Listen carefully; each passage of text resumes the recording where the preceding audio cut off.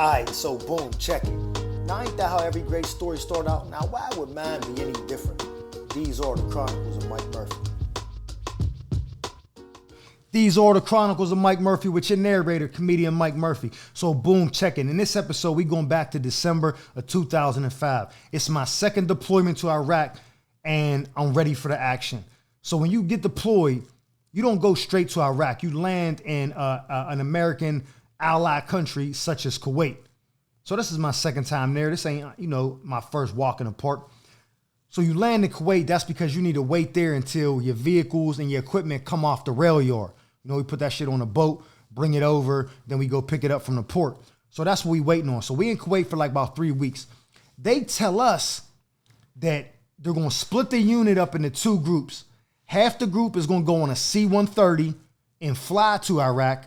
The other half of the group is going to take the vehicles and convoy and drive up. I said, okay, cool. That's what we did the first time. This wasn't nothing new to me. I expected it. So what they want to do now is half the unit has experience in Iraq because we went the first time. The other half of the unit is kind of new. So they're like, yo, the people on the ground that's going to convoy up, we're going to pair up veterans with some of the new dudes. So basically we can teach them how it goes. It's like you teaching the incoming unit. So since we got the experience, we gonna go. So they pairing us like 3-1. One veteran with like 3 new dudes, right? I think that's a recipe for disaster. I could be wrong. I volunteer to go on the ground because I want some action. I'm trying to clap something and lean something back like Fat Joe. You know what I mean? So I'm like, yo, I'll go on a convoy. My section like, oh, cool. Yeah, he'll go. I'm a sergeant. I'm like, I'm a leader too. I'll go. They're like, all right, thanks for volunteering. They paired me up with Lieutenant Johnson, a driver who was like a private first class, and a gunner up on a 50 cal inside the Humvee who was, I think, a specialist. And then there's a medic in our vehicle. Now, the medic is the only one in the vehicle that was with us in Iraq the first time. I forget his name, but that was my homie, man. Me and him did the first tour together. That was my guy. So we in the back of the Humvee, and we basically the ones that's kind of like controlling, calling the shots, telling LT what's what. We get to a little pinch in the road where these trucks, these delivery trucks, they're like these big 5-ton trucks. They carry fruit, vegetables, different stuff like that. Sometimes they even be having animals on their livestock. They're sitting on the side of the road, but they kind of blocking us so we can't get past. So I say, yo, LT, I'm going to get out the Humvee and tell this first truck he got to pull up so the rest of the trucks can follow suit, and that'll clear up the opening ahead and we can get by. He said, all right, cool. I said, now listen, this could be a setup. I'm telling you right now, I've seen shit like this before. I said, so y'all got to pay attention. They're like, all right, bet. I tell the dude up, the gunner up on the 50 cal, I say, yo, big dog, whatever you do, keep that 50 cal trained on me. Not at me, but in my direction. If something go left, I'm going to need you to let that thing off. He like, all right, Sarge, I got you. Charges it. I'm like, oh, that's a red flag. Time out. Why wasn't it already charged? You should have been in red status. Red status is basically round in the weapon, weapon charged, no safety or nothing, ready to fire. That's red status. He was in like green, meaning like it's loaded, but it ain't ready to shoot, something like that. He's wrong. In layman's terms, he's bugging out.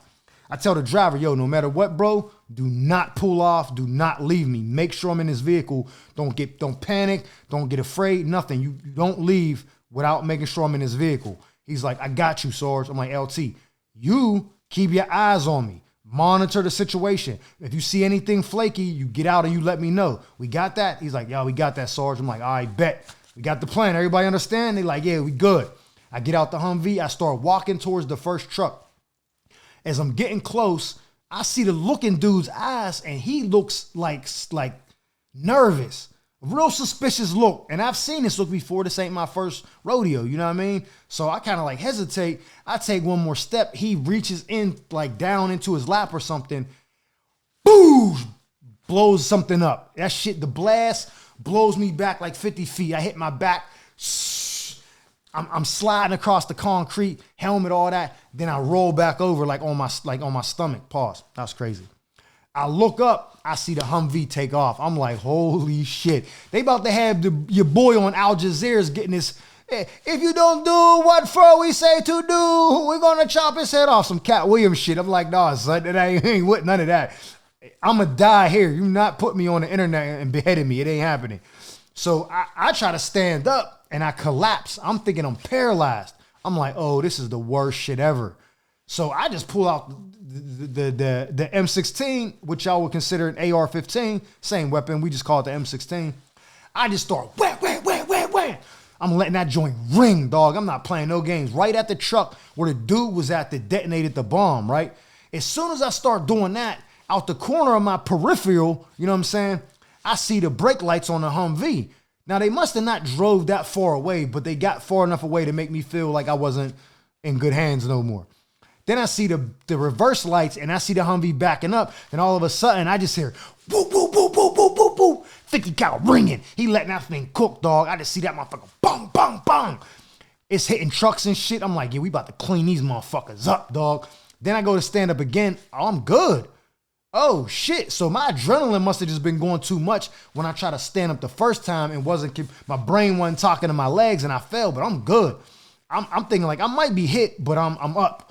The Humvee backs up to me. I jump in the Humvee. I'm like, yo, get the fuck out of here. Let's go, right? They take off and shit. I'm cussing everybody out in the motherfucker. Everybody but my homeboy, the medic. He ain't had nothing to do with it. LT, what the fuck is wrong with you, man? He's stuttering and shit. I reach around, bow, smack the driver in his hand. What the fuck? I told you don't fucking pull off, man. What the fuck is you doing? He was like, oh, I'm sorry, man. I got scared, sorry. I didn't mean to. He's copping a plea and shit. I'm like, what the fuck, man? This is some bullshit. I told y'all I'm going off, bro. Y'all get it. I'm going off. I'm snapping. I'll start getting mad again just now. LT's like, I apologize. But I'm like, all right, man, whatever, man. Just fucking drive. We ain't even trying to investigate what they did. We trying to get the fuck out of there because this is clearly a setup. We ain't trying to get, you know what I'm saying? Well, let's go, bro. We going to the rendezvous point, which was another post. We was going to stop there, get food, water, rest for a little bit before we kept going up north to Iraq. So I'm like, just go to the rendezvous point. What the fuck? I guess LT's calling it on the radio or whatever. So about 2 minutes goes by. It's completely silent. Ain't nobody saying nothing. The gunner up top says, hey, Sarge. I'm like, what? He's like, I never took the 50 cal off you. I just want you to know I did my job. Yo, son, I was so mad, but I almost bust out laughing. I held that. It took everything in me to not laugh. I was holding that shit in because I'm like, yo, he's a true comedian, dog. Like, after all that, he like, I just want you to know I ain't fuck up. You know what I'm saying? Like, and I'm like, all right, man, good job, bro. I wanted to bust out laughing so bad, but I couldn't let them know that I thought it was funny. I had to keep the serious face. We get to the rendezvous point. My first sergeant, he meets us right there. He's like, yo, you good, man? I'm like, I'm good, Top. This is some bullshit. Looking at the back of my Kevlar, it's all tore up. The back of my vest is all tore up. My pants is ripped. I got a hole like where my ass is at, pause, on some Diddy shit. It was crazy, right? So he like, you good? I'm like, oh, man, this is some bullshit. He like, all right, from now on, you in charge. The LT ain't, because y'all gonna get killed fucking with him. You do whatever it is. I'll let him know you in charge. I'm like, all right, bet. I go to the PX, which is like a Walmart, a Best Buy, something like that. You know, I go to the PX. I'm walking around. I see Dave Chappelle's special For What It's Worth. It came out of 04, but this is like 05, like a year later. So on DVD. I'm like, oh shit, I buy 2 of them and I buy a portable DVD player. I bought 2 because the sand in Iraq will get behind the CDs and DVDs in the CD book and scratch them up. So I bought a second one to send to the States, and I bought one to watch right then and there. I watched this shit 2 times in a row. It's the funniest shit I ever saw. I got tears in my eyes. But what it did was it allowed me to calm back down and get my head clear and not be still thinking about what happened, you know, earlier. So I get to calm down. I laugh a little bit.